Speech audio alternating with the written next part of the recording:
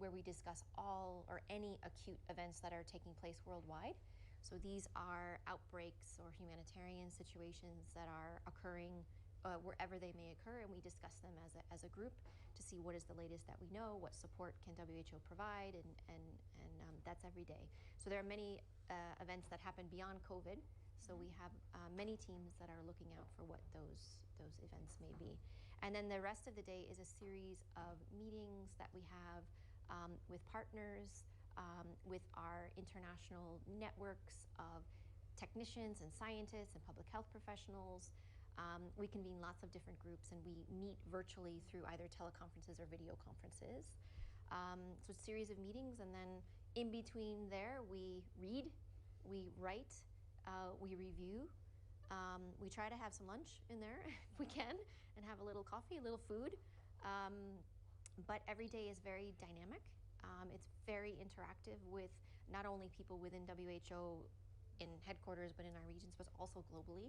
So we are very, very fortunate that we work with incredible partners globally, and we bring them all together through different types of teleconferences. Thank you, Maria. You mentioned that on a daily basis you're in touch with a network of scientists and technicians and experts. And I remember last week, towards the end, we received a question that we didn't address. How can we better communicate science and slow nature of scientific processes rapidly to adapt them into policies and behaviors that we need public to take now during the pandemic? So that's a great question, and sorry we didn't get to it the last time. I actually think that the science in this pandemic and for this pathogen is happening incredibly fast and remarkably fast. If you think about it, we're 7 months into a new virus, a new pathogen that we knew nothing about before. And the entire global community of researchers and frontline workers have come together to conduct studies which help us better understand how this virus behaves, who it infects, how it's transmitted, the diseases that it causes, what types of interventions can be used.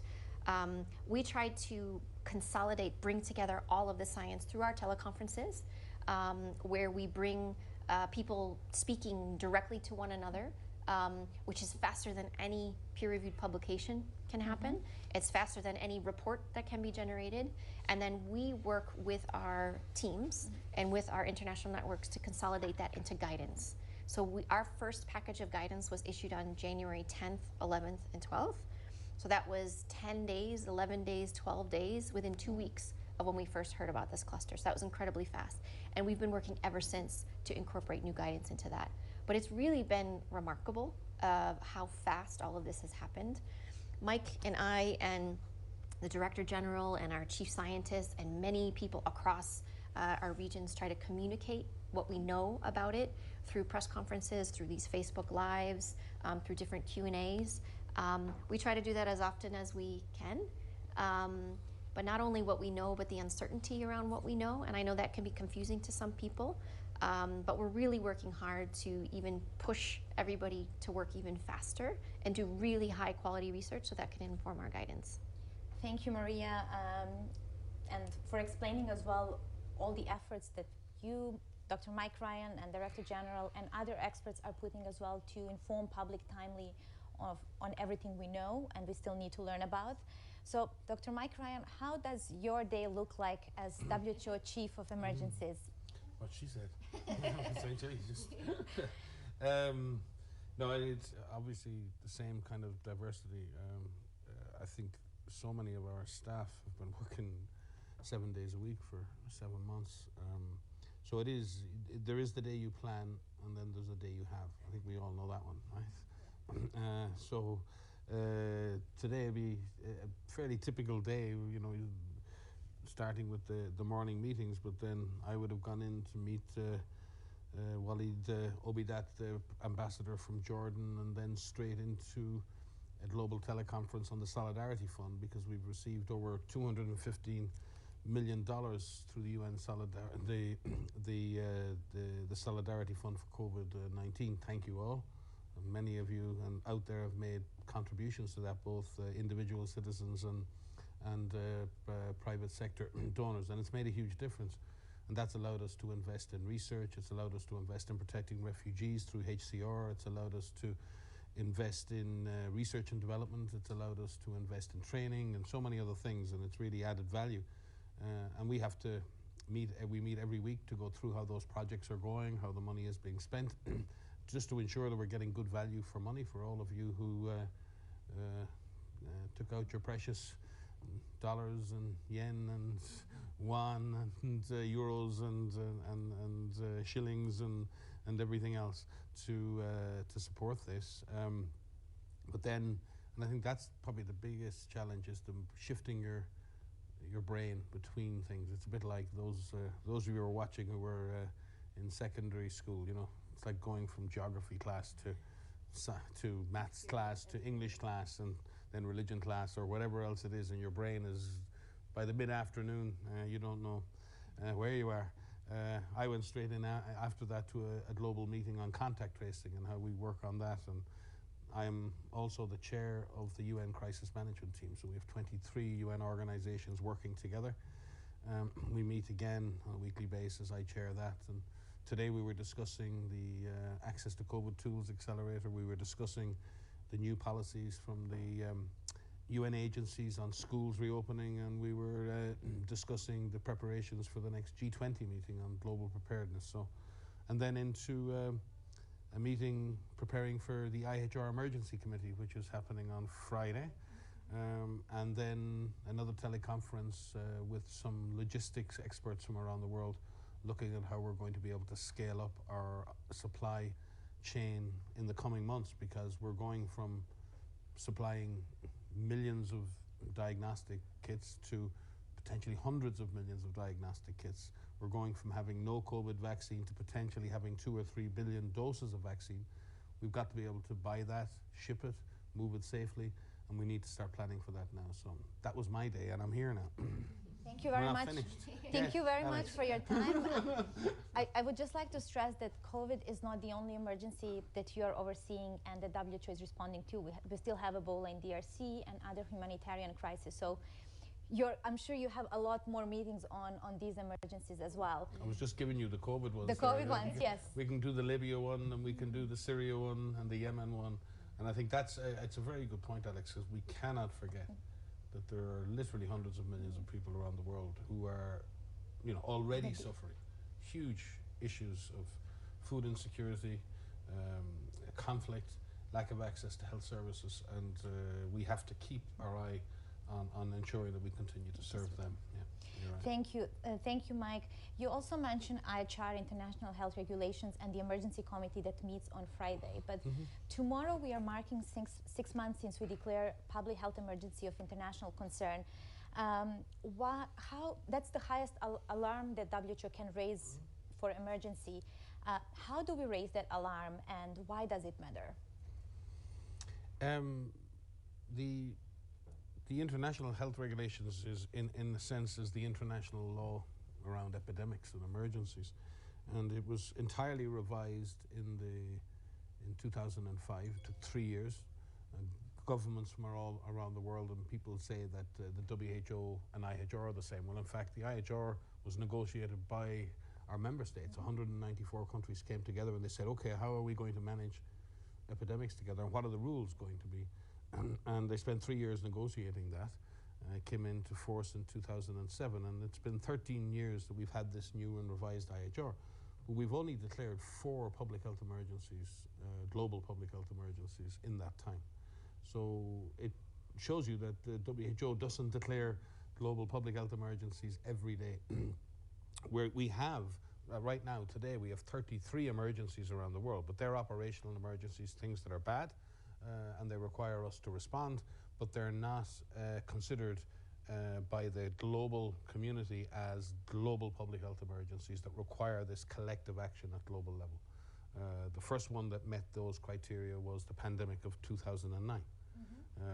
And I think that's the essence of the IHR, is when the IHR Emergency Committee gets together, and that is selected from a whole series of representatives that are suggested by our member states. They get together, we brief them on the existing emergency, they come to a determination of whether that event meets the criteria that represent a global public health emergency, and they advise the Director General of that. And on the 30th of January, they declared, they advised the DG that this was a global public health emergency. And in that sense, that's a call to action, because that's essentially saying to the world, this was an emergency, but now we are giving this a completely different status. We are saying collectively, globally, this represents a threat to the world. And in that sense, it should generate, and it has in the past generated a massive response. I think in this case, we did see a response to the declaration on January 30th, but I'd have to say that the overall response to that massive alert was less than it should have been overall. And I think we all need to look at that. Why did the world react strongly enough to that declaration on January the 30th? And did we lose time in scaling up the response at that moment? At that time, I think we had 100 cases, less than 100 cases outside China and no deaths. Can you imagine if I say we'd less than 100 cases outside China and no deaths, and then where we are now? So we really do have to look at the opportunities that were lost potentially in suppressing the disease over time, and we all have to look at that very carefully. But the IHR itself is an important instrument. It's an important way for countries to agree. The other thing I think in the IHR is that a lot of the international health regulations is about preparedness and about getting countries ready. And it's within the IHR, there are commitments from each country to say how they're going to improve their system. And I think another lesson from this pandemic is that not all countries were ready. In fact, very few countries were really ready to deal with this scale of an emergency. So when this is over, and I'm sure it will be over, we're going to have to sit down and not only look at how do we work together internationally in coordinating response, but how do governments prepare. And I've said this before, we spend a lot of time protecting our borders from invading armies. Maybe we need to spend a bit more time learning how to prepare our health systems and others for epidemics. Can I say something on that? Just to say that I think that in the beginning, especially with this declaration of this public health emergency of international concern, which is the highest alert we can raise under international law, as Mike has said, we did see some countries, I agree, we need to really strongly look at how countries have responded to that and how they responded to this pandemic. But I do think that in some countries, the ones that I think had direct experience with SARS, yes. The first SARS, countries that had experience with avian influenza outbreaks, countries that had experience with MERS, and even countries across Africa that have experience with other infectious disease outbreaks, they were in a better state of readiness for something like COVID than many other countries, including high-income countries. And I think that the countries that had that experience, almost that trauma of dealing with something like SARS in 2003, knew how serious this was immediately. And so those that acted really fast, acted really aggressively, took a really serious look and approach to it, fared better in the beginning. But again, there's a lot to learn. I get a lot of questions right now on the 6 months, 6 months, 7 months in. The biggest question that I have is, are we going to learn enough? Is the world going to learn enough to make changes? And I'm really hopeful that countries will use this as an opportunity to build back better and be better prepared and ready for when and if this happens again. Thank you very much. But I think this was very helpful for all our viewers to explain how the IHR works and how we can declare a global emergency. I think it's worth as well repeating, as we've been consistent in our recommendations, what all of us can do to stop the spread of this virus. So I think it's worth mentioning as well, what are the measures on individual level that we can also take to support the response? Yeah, so I think there's a lot that people can do, and I think everyone really needs to understand that they have a role to play. I say this a lot, and I will continue to say this, because we need everyone on the planet to understand that you have a role to play, whether you are an adult, whether you are a child, regardless of where you live, and whatever type of situation that you're in, you have a role to play. It starts with the basics. It starts with the hand hygiene. Clean your hands where you can, when you can, with soap and water, with whatever means you have, with alcohol-based rub. Physical distancing. So at least a meter apart, and this is, at least 3.5 feet for those of you who don't use the metric system, to practice respiratory etiquette. So that means cough or sneeze into your elbow. It means wearing a mask where appropriate. There are specific settings where we encourage the use of a mask where you cannot do physical distancing, where the virus is present. It includes staying home if you're unwell, contacting the hotline, contacting your medical provider to ask what should you do. Should I get a test? It means adhering to the recommendations where you live. So in situations in certain countries, you're asked to wear a mask, you're asked to stay home, you're asked to follow certain rules. Please do so, because that will help break chains of transmission. And it means get involved. Find different creative ways in which you can support the response by helping, checking in on a loved one, checking in on someone. Keep yourself physically distanced, but just check in on people. We have to acknowledge that this not only has an impact on our physical health, but it also has an impact on our mental health. And there are many people that are feeling alone. There are many people that are feeling scared. So there's ways we can be kind to one another and help. And then there's a whole slew of activities that governments need to do and leaders need to do. And I think we've outlined those before. But individuals, really, please be informed, be alert, be aware, find good sources of information. Thank you very much, Maria. There's a lot of questions coming in from our viewers, and we are very grateful. I'll start with this one from Twitter. Although many are taking precautions like mask wearing and physical distance and also the lockdown measures, still the virus is spreading. Why? Well, there's lots of reasons I think that the virus is spreading, but the virus likes people. It needs people to pass between. And so where we see transmission occurring, it's between people who are in close contact with one another. In many countries that have had success in bringing the outbreaks under control, they're starting to see some resurgence. They're starting to see some outbreaks. And many of these outbreaks are happening in specific settings. So, for example, we've seen some outbreaks occurring in nightclubs. We've seen some outbreaks occurring related to bars and restaurants, in terms of long-term living facilities. So if the virus has an opportunity to enter those types of situations where you have people coming into contact with one or very close contact with one another, not practicing the hygiene measures and the physical distancing measures and the mask wearing measures that are needed, it will pass between each other. We should not allow this virus to transmit between people, and we have some control over that. Thank you, Maria. Here's another question coming from a Facebook viewer. Why does some national health agencies recommend for people to be 6 feet apart? We just mentioned WHO recommends at least meter or 3.5 feet. So we recommend at least 1 meter, which is the 3.5, and it says at least. So the longer, the further, the better, if that could be done. What we've done is we've been working with a number of scientists across the globe on looking at the distance, looking at how far these droplets will come out of an individual's mouth. We know that physical distancing works. And in situations where you can't do physical distancing, we recommend the use of a fabric mask.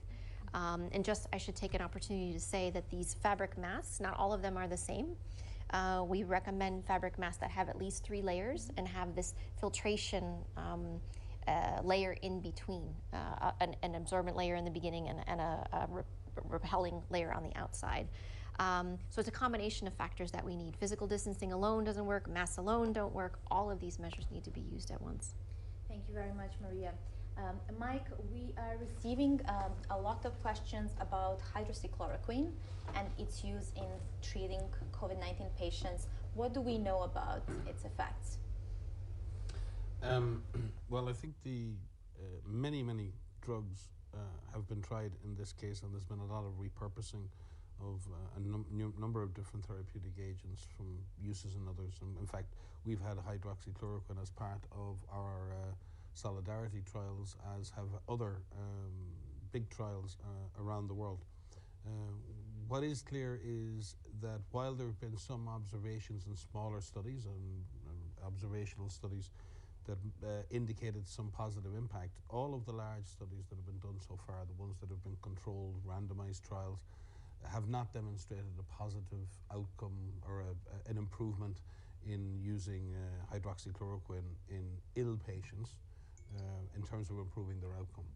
What's still under study is the use of hydroxychloroquine as a prophylactic, as a drug to potentially reduce the chances of you getting sick if you've been exposed or if you've got mild infection.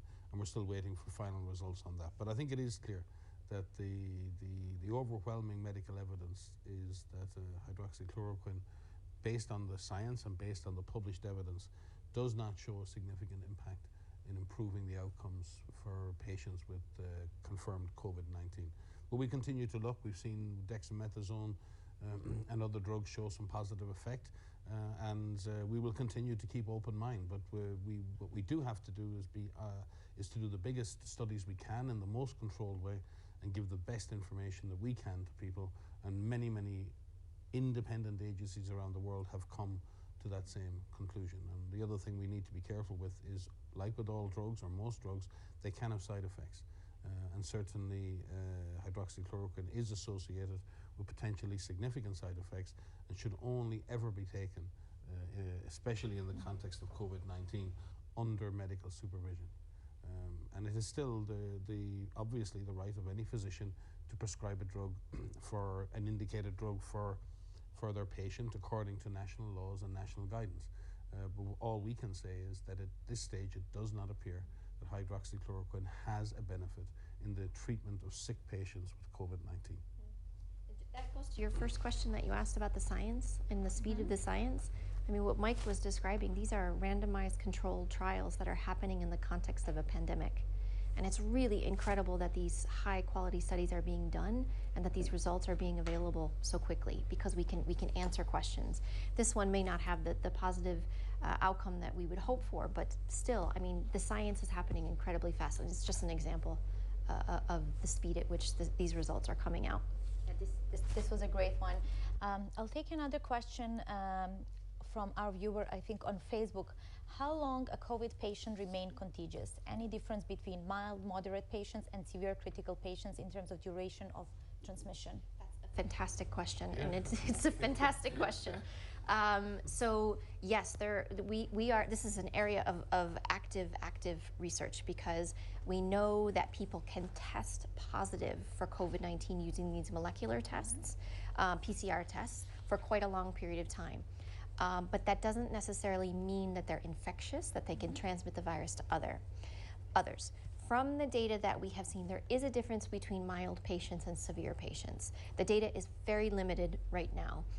We're working with a number of labs who are testing patients systematically, so regularly testing patients over time, which will allow us to not only see if they're PCR positive, but if they can actually grow virus, which means there's viable virus to transmit to others. What we know so far is from mild patients, there are 3 or 4 studies that have shown that someone can transmit the virus to others for up to 8 days, maybe 9 days, but they don't identify live virus after 9 days or so. There is a difference between severe patients. There's one study, it's in a preprint, and the lab shared these results with us through one of our international networks and teleconferences, actually 2, saying that someone who's more ill, someone who's really severe, we can find live virus from them up to 3 weeks. But those individuals are in hospital and they're isolated. So there is a difference between mild and severe patients, but we're using this information to help us understand how long someone needs to be isolated for contact purposes, to prevent passing it to others. But it's really important that part of this package that we recommend to countries, which we have from the beginning, is that all cases are isolated.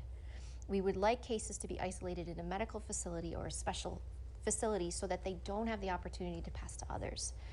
There are situations where people who are mild, who don't have underlying risk factors, who are under 60 years old, who can be cared for at home if they're infected. But again, if the virus is in the home, then we have to make sure that they don't pass it to other people. So it's really, really important that all cases are identified, even asymptomatic cases, because they can also pass the virus to others. Thank you very much, Maria. Here is the next question coming from LinkedIn. How will I know that I'm COVID negative after I was positive? You mean after Do patients repeat their tests, or So how do they confirm they are that's negative? also a very, very good question. So it's linked to the first question that I just answered. The question's coming. Yeah, keep them going. Fantastic. You're challenging us, and this is, I mean, these are some of the most critical questions right now because, you know, all of these recommendations, I will answer the question, but all of these recommendations that we make have implications on how countries manage this. You know, they have implications for where patients are treated, where they are isolated, and they all have not only a health impact, but an economic impact as well. In terms of when someone is negative, in the beginning of this pandemic, we recommended repeated testing. And if somebody had to test negative twice, and they had to have 2 negative tests at least 24 hours apart. What we've recently done is use the data that I just described to give other recommendations that are not testing based to say when someone can be released and is no longer infectious. So what we recommend now is for symptomatic patients, they have to have at least 10 days, they need to be isolated for at least 10 days from the time that they develop symptoms, plus an additional 3 days after symptoms resolve. If you are asymptomatic, it's 10 days from the time you test positive. We have guidance on this and we have a visual that's coming out, but it does link back to when someone is infectious. But again, we're still learning. We're still learning a lot about this virus. As new data becomes available, we will incorporate that into our guidance. Thank you very much, Maria. A few of our viewers on Facebook are asking, is it possible to infect it again with COVID-19 once you already suffered it or not? Another very good question. So what we expect is, and what we are seeing, is that people who are infected with the SARS-CoV-2 virus, this is the virus that causes COVID-19, they develop a response, an antibody response, which is something that naturally happens after any infection. What we're trying to understand is what this antibody response means in terms of immunity, in terms of protecting them against another infection, how strong that antibody response is, and for how long it lasts. We don't have a full picture of this yet. We do expect that people will have some protection for some time, but again, we don't know how long that will last. Thank you, Maria. Here's the next question. We have one for Dr. Mike Ryan here. There is one, Dr. Oh, this is good. Keep going. You're on a roll, right? A Facebook viewer says by name, Dr. Ryan, there we go. I am concerned about the concept of herd immunity. Some people believe it is better option. What are your thoughts on this? Herd immunity is a term that's generally reserved for people who work on vaccination, and because we want to try and understand when we're designing or developing vaccines what proportion of the population do we have to vaccinate in order to stop the disease moving. You don't need to vaccinate everybody. And in that sense, I think everyone gets that. If we're sitting in a room and I'm in the middle of the room and everyone around me is vaccinated, then I'm in some senses protected by a wall of people. And if the next person who has the disease is far away from me, then it's going to take a lot for that disease to move towards me. And that's the concept of herd immunity. What proportion of the population do you need to vaccinate in order for that effect? And that's what it's called, the herd immunity effect. It means, in a sense, that you don't have to be perfect in your vaccination campaign in order to achieve disease control. You get an advantage. And for different diseases, that's at different percentages.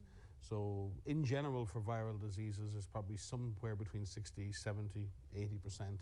For measles, it's higher because it's very infectious. It spreads very easily, and you need a much higher number of people. So herd immunity is essentially the number of people in the population who are immune to the disease. And that's usually achieved by vaccination. This has been somewhat taken into the COVID world, where without the vaccine, people say, well, the number of people who are positive in the community is 5 or 10%. How many people need to be positive in order for us to reach herd immunity? Well, it's a debate. We don't know what that number is. Most scientists will agree that it's somewhere between 60 and 80%. Others would think that it could be lower. And I won't go into the epidemiologic and mathematical details of it, but there are certainly arguments that it could be a little lower. But whatever that number is, we're nowhere close to it, which means this virus has a long way to burn in our communities before we ever reach that. So the idea that we would have herd immunity as an objective, in some senses, it goes against controlling the disease. Because if you were to say, well, we need to have a herd immunity of 70% and we should let the virus spread until we get 70%, we've seen what happens. Hospitals get overwhelmed. A lot of people die. And again, what we don't realize or we don't understand fully yet, and I think it's something we need to understand a lot better, and I say this to younger people online, there is this perception, and it's true, that the vast majority of younger people have a milder version of this disease. But we've seen significant long-term impacts. Yes, they don't die, but we don't fully understand the long-term impacts of this disease. And anyone who's looked at patients who are severe with COVID realize that this is a very severe multi-organ disease that stresses many systems in the body, the cardiovascular system, the neurologic system.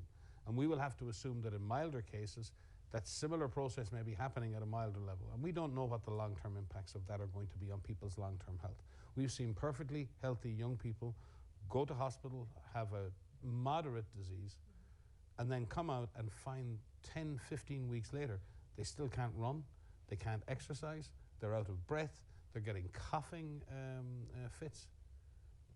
Who wants or needs that? So I think we really have to come to grips with, yes, COVID mightn't kill me, but COVID could debilitate you for a significant period of time. And therefore we have to take it seriously. We have to take protecting ourselves and protecting others seriously. I said it, I think, last week. At some level we have the right to potentially risk harm to ourselves. We have no right to risk harm to others. And I think we need to look at that very, very carefully as well. Thank you, Mike, very much. You mentioned now that COVID may prevent some people or disable some people to go gym and do some sports for some time. We're receiving a lot of questions from several viewers across platforms about going to gym at the moment. Is it safe to go to gyms and exercise? Some countries are reopening gyms. So what is your opinion on that? I think it's very similar to the arguments that have come up around opening schools or opening other venues. When people mix, as Maria has said, the virus likes people. You put people together in closed environment, particularly where they engage in strenuous activity that may involve them producing droplets, heavy breathing, shouting, whatever else. And in that sense, gyms and have been shown in this outbreak to be associated with higher levels of transmission. But, and I say but, because if there's no disease in the community, then the gym is safe. So everything about these environments like gyms or bars or nightclubs or anything else, the risk of those environments depends entirely on what is the risk in the community at large. And if you've worked together, and if the community have worked together with the government and transmission in the community has been suppressed to very low levels, then going back to the gym is fine. And I think when those risks are low, they still need to be managed. And I believe, for example, many people who run gyms have a lot of knowledge. They're very, very good at managing safety. Gyms are inherently risky places. You're dealing with heavy weights. You're dealing with people who are exercising and stressing their bodies. So people who run and manage gyms are smart people. They know how to manage risk. They manage the environment they're in. They make that environment as safe as possible for their clients. And adding in COVID management is just another safety measure. I do, though, think in areas with intense community transmission, gyms are probably, if I was in that situation, I would probably keep gyms closed. The issue is when communities open up, gyms should open up in the same way, but in a planned and sequential way. But gyms are no more dangerous in a sense than any other environment in which we gather en masse together, and they need to be managed carefully. But again, I believe with proper professionalism and compliance from people who use gyms, they can be made safe. I think what we're asking, Alex, is for people to take responsibility themselves for the decisions that they make and the actions that they take forward. So as Mike has said, if the virus is not circulating in an area, things are safer to do. If the virus is circulating in an area, then people need to make a decision, and they remain open. Individuals need to make a decision. Do I need to go to that nightclub? Do I need to go to that bar? Do I need to go to that gym? And that needs to be an individual level decision. If the virus is circulating, if there aren't proper measures in place, then perhaps you should skip. There are other ways that you can exercise. It's really important to stay physically fit, and so there's different things that people can do. They can run outside, or they can do an exercise class in their homes, in different ways to keep physically fit. But not only do the owners of these establishments need to take precautions, those who are attending these establishments also need to take responsibility, because it's not only a matter of protecting themselves, it's a matter of, if I go to that gym, if I go to that nightclub, and I happen to get infected, whether it's at the nightclub or it's on the public transport or however it is that you got there, you could bring that virus home. And if it doesn't have an impact on you in terms of a severe disease, you could infect a loved one at home. And they could be a parent, they could be a grandparent, they could be somebody who has an underlying condition, and that can have a much stronger and more severe effect on them. So we need people to really take responsibility and know what their individual risk is. Thank you very much, both. This reminds me as well that later this week, mass populations will gather to celebrate Eid. What is WHO recommendation for such religious and social gatherings? Yeah, so this is a great question, and so Friday, people will come together and celebrate Eid, which is wonderful. What we do for all events is we recommend that a risk-based approach is taken, which means you ask a number of questions, in terms of how the event is held. Is it held indoors? Can it be held outdoors? Can it be held virtually? I know many people who are having celebrations, family celebrations, religious celebrations, have been doing these over Zoom, over different types of different platforms, if that's available. They've been having them outside. There's some fundamentals that need to be taken into account. It's physical distancing, limiting the size, limiting the duration of the event if they are decided to take place, making sure that there's good hand hygiene, appropriate food preparation, and food safety that's taken into consideration. There's really no reason that people cannot continue to celebrate religious events and family events. We just need them to be done in a safe manner, and there's ways in which that can be done. Again, this is a challenging time for many people, but we are finding people be very creative in the ways that they continue to socialize with one another. So we do have guidance out specifically on Eid, and we're grateful for our colleagues in EMRO who've led that. But Eid is a celebration that will continue, and we've just outlined some different ways in which that can be done safely. Thank you very much, Maria. Before we close, because we are running out of time for today, Dr. Mike, here is a question as well for you, coming from several viewers, about the second wave of this pandemic in countries or communities that have success in suppressing this virus. Mm-hmm. Yeah, there's a lot of talk at the moment. People are saying second wave, second peak, and because there has been this perception that this disease would behave a little bit like influenza, and it would have a natural peak, and then it would disappear for a while, and then it would come back in the northern hemisphere in the autumn. I think we've always said that we didn't know that. And I think what's become clear is that when we move to suppress this virus, we put pressure on the virus. It's like when you push those of you who swim, if you take a ball and you push a ball underwater, if you release pressure from the ball, it jumps up. And I think this virus is behaving like this. It's like a spring. When we push the virus down, we suppress transmission. Release pressure, it bounces back up. Now, you can call that a second peak, a second wave. You can call it what you like. What it means to me is this virus requires sustained pressure to reduce transmission, and it requires a sustained commitment to reduce exposure. And I think they're the two things we need to do. The government and the authorities need to work to suppress transmission. Stop cases, detect cases, test cases, quarantine contacts, do all of that work, right? And communities and individuals need to do everything they can to reduce their exposure to the virus. And in countries where we've seen well-managed efforts on the part of government to suppress transmission, and where we've seen communities empowered to reduce their exposure, we see success. And we need to see that partnership in countries really improve and really grow. So I would say that there is no second wave as such. What we're seeing is the virus naturally re-emerging when we take pressure off. And when people move around, and countries who have done well have opened up their borders and people start to move, then you start to see flare-ups, we'd call them flare-ups. Now the real question is, how fast do we react to them? And I said this in previous presses. Please don't judge countries and declare failure when all of a sudden there's 2 or 3 clusters in a country after great success. That happens, and that is not a failure on behalf of the country. But please look to what countries do in response to those clusters. And if countries react quickly to the cluster, if they investigate the clusters, if they do localized control measures, and if you can see countries reacting in an agile and rapid and systematic way to new clusters of disease, then I think we're going to get into control again. If you see countries ignoring clusters and allowing the disease to get out of control again, then I think we're going to be into what your viewer has said is a second wave. I mean, all we really mean by a second wave is lots more cases.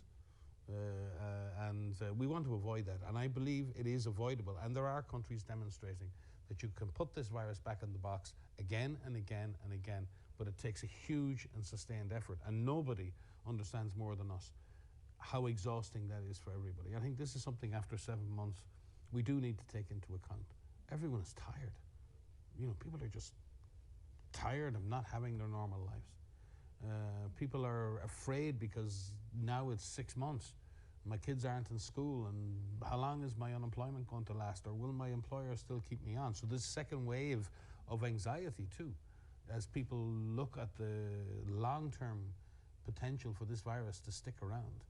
I do think, and this is where I think in a crisis, you can either fold and accept your fate and say, well, there's nothing we can do, or you can redouble your efforts and say, look, what we can do things. We need to take control. We need to take action. And I think we need every single individual, every single community. And I would love to see young people do this. I challenge young people out there. Take control. Take action. This is your world. This is your future. You have the power. We have the knowledge. We know what to do. And I know it sounds simple, but it's hard to achieve. And I really would say we can avoid the second waves. We can avoid this disease going back up and, you know, destroying our economies again and flooding our hospitals again. But it's going to require each and every person to take control, take action, know your risk, manage your risk, be smart, and make a difference. And never before have we needed the young people of the world to take notice of that and take action. I thank you very much, Dr. Mike Ryan, Dr. Maria van Kerkhove, and we thank all our viewers from the UK, France, Canada, Israel, Philippines, Serbia, Paraguay, the USA, Spain, Denmark, India, Nepal, Pakistan, Vietnam, South Africa, Ghana, Ireland, etc., etc. Numerous viewers from all parts of the world. We will be here back next Wednesday to respond more of your questions. Meanwhile, either visit our website for more information or follow our social media channels where we'll be posting regular updates. Thank you and have a good day and stay safe.